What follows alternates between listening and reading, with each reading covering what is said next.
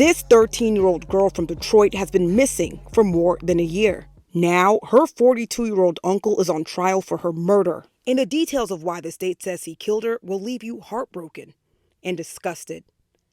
This is the story of Ziyah Harris.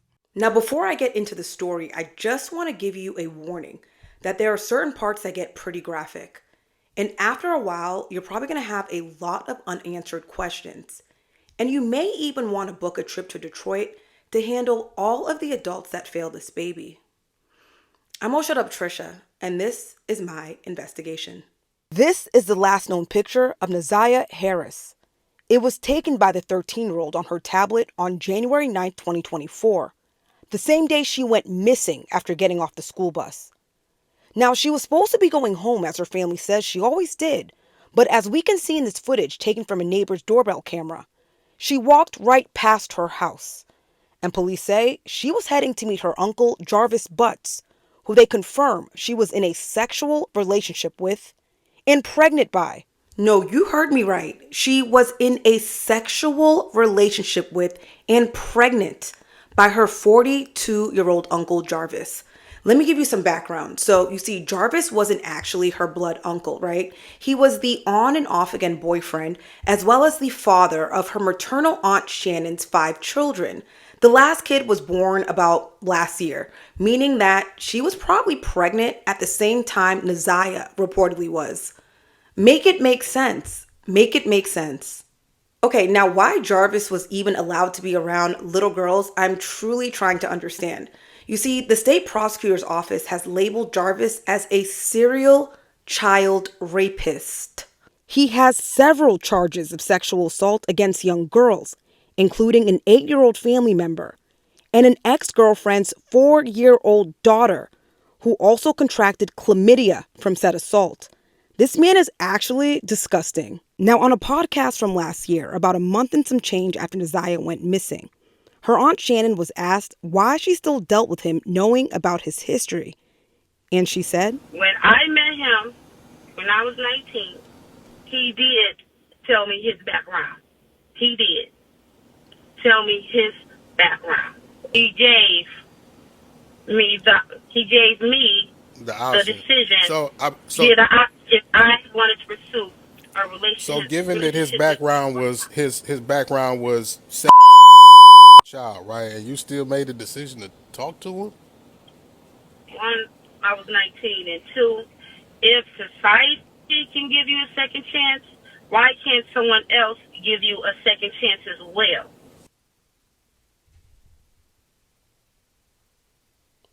Excuse me? Absolutely not. Are you kidding me?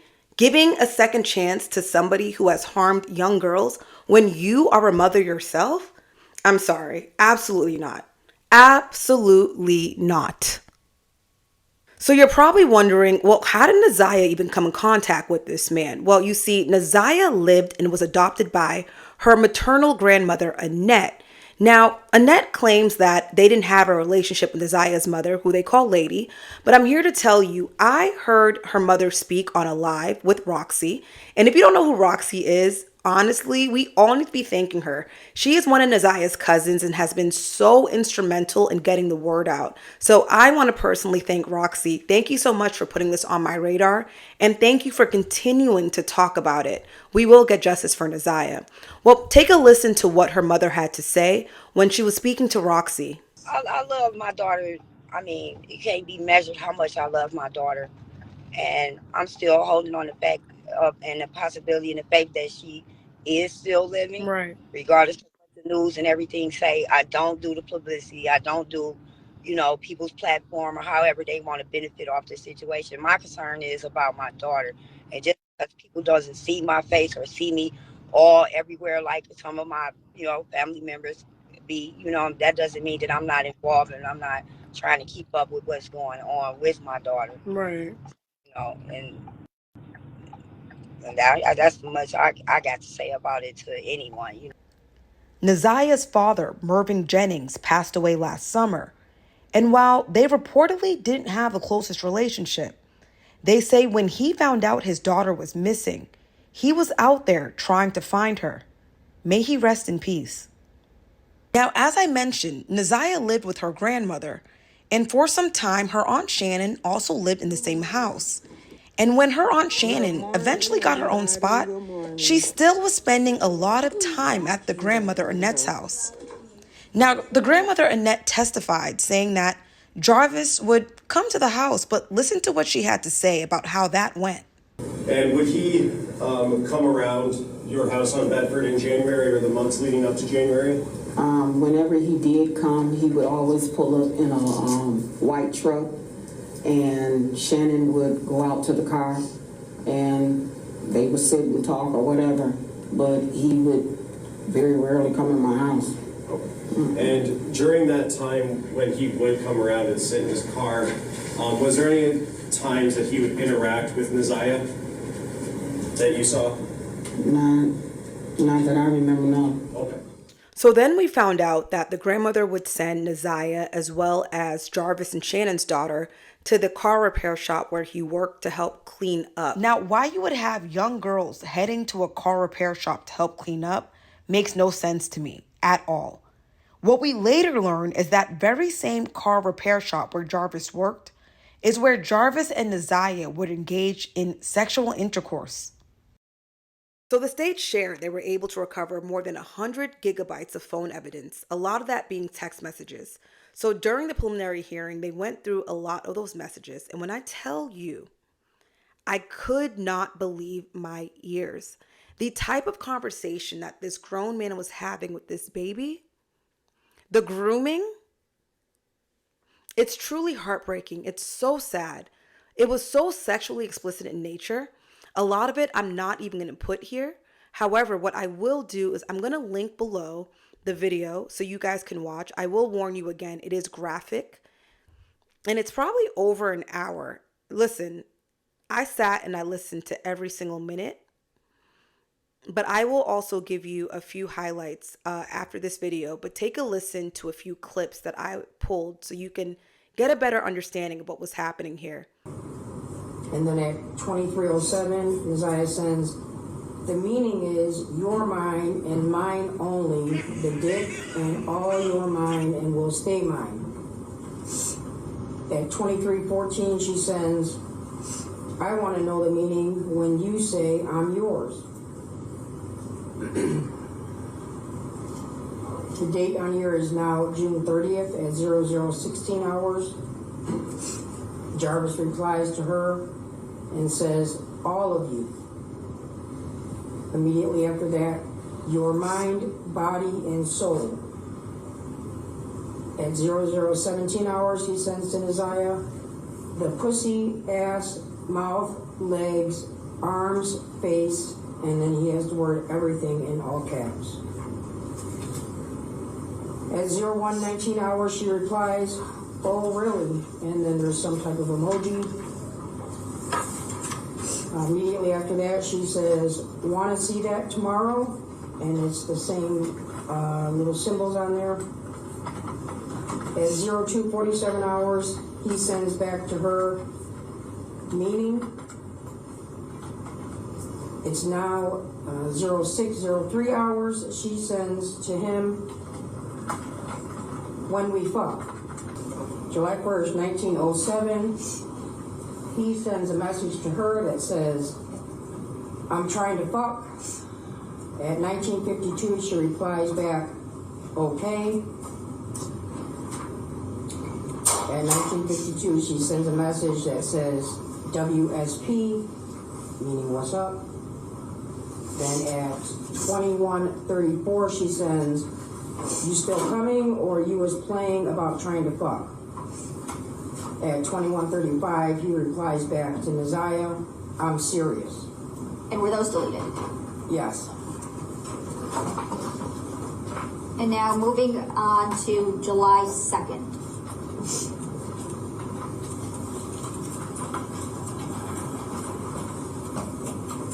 July 2nd, 2023 at 15:46 hours, Jarvis sends a message to Ziyah that says, can I get my dick sucked today? At 15:47, she replies, sure, no problem. At 15:50, Jarvis replies, yeah, okay.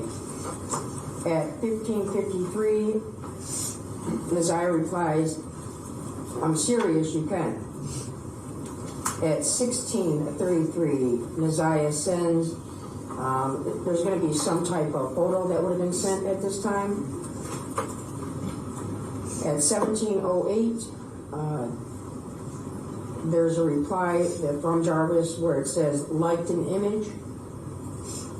Then at 17:08, Jarvis says, "I'm going to sneak in, okay?" At 17:08,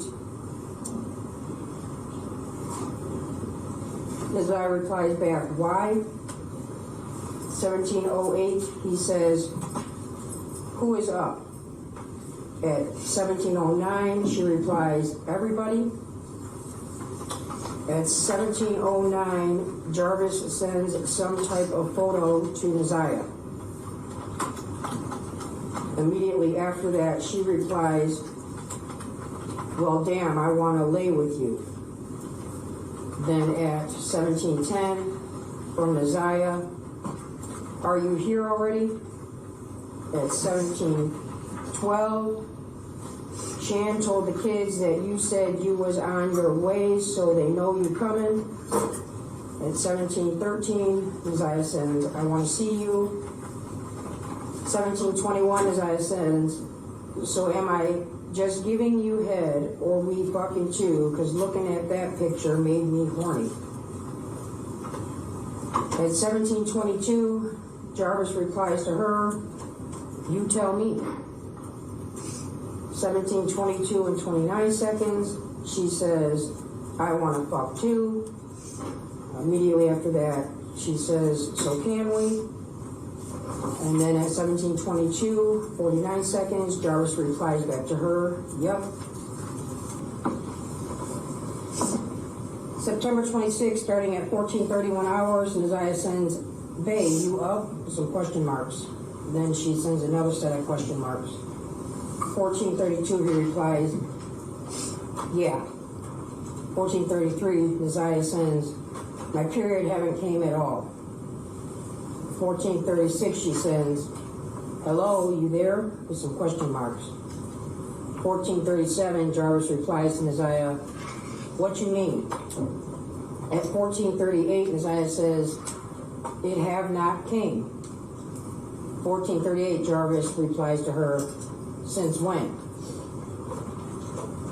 Ziyah then sends at 14:38, 42 seconds, "Since I was in the hospital." The next message is, "That was last month. I'm scared. I don't know IDK. What to do? I have to go to the doctor's TM for tomorrow."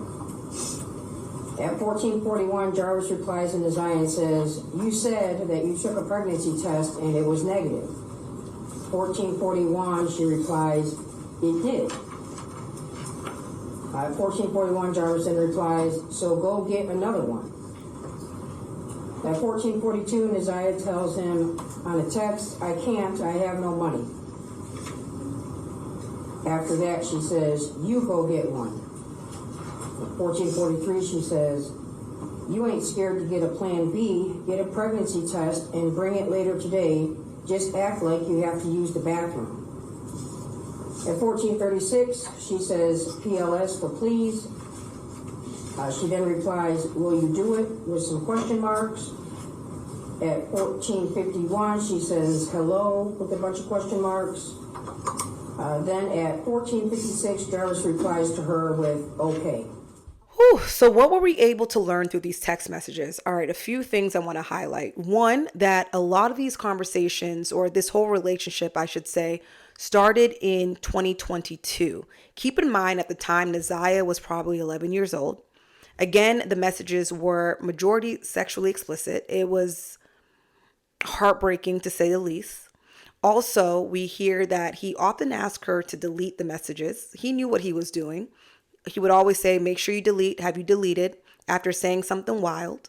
We also knew that he knew that she was pregnant because she spoke about being afraid that she was going to fail gym class because she had, quote, "the baby in her." And we also know that one of the last messages she sent on that fateful day of January 9th when she went missing was to link Jarvis.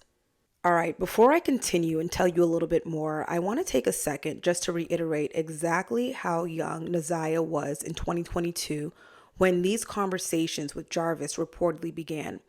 So I'm going to use a few people you might recognize just to put things into perspective. Let's start off with Keke Palmer. So remember when she came out in Akeelah and the Bee? Well, in that movie, she was 12 years old, the same age as Ziyah.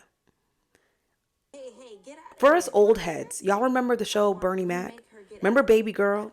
Well, in this episode that aired in 2006, she was about 10, 11 years old, the same age as Ziyah. But I want to look pretty now. Vanessa, she just wants to be one of the girls. Let her stay.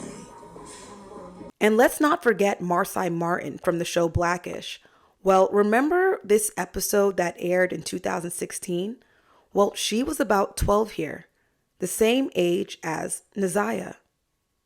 Have I made my point? She was a baby. Regardless of what you heard in those messages, she was a victim. She was a child. That was grooming. Someone had to teach you how to speak like that. A baby. Now, I've watched numerous press conferences from the Detroit Police Department as well as State Prosecutor Kim Worthy's office that detailed their findings and why they believe they can prove that Jarvis is responsible for Ziyah's death, even though they have yet to recover her body. Now, they were able to prove this through a lot of different pieces of evidence, including those text messages I had read a little earlier. They also had a lot of first-hand witness accounts who said that they indeed saw Jarvis and Ziyah together that day. And you'll never guess who one of the witnesses was. Take a guess. His own sister. This is her here. She was on the stand during the preliminary hearing, and I want to also note she was one of the only people, actually I think she was the only person who shed a tear. The only person. Ms. Lutz, do you remember talking to Detroit Police back on February 26th of 2024? Yes. And what's the reason that you went and talked to Detroit Police? I had reason to believe that I saw Ziyah the day she went missing. So the state also shared, which we all knew, he knew that Ziyah was pregnant, but they also added that he was looking up ways to terminate the pregnancy. This man was looking up herbal teas, red antifreeze, also the abortion pill. Is this a motive? I don't know. I don't speculate, but what? He was trying to find a way to get rid of that baby. We also know, and again, this is through that hearing, that he checked into a motel at 9:30 that evening. And the next day he checked out and returned a car that he had borrowed from one of his baby mamas. This man had so many BMs, so many women, so many questions. We won't even go there right now. So many questions. However, when he returned that vehicle, Ziyah was nowhere in sight. In fact, Ziyah has not been seen from since that day on January 9th, 2024. She hasn't posted on social media. And I can confirm, take a look at her page.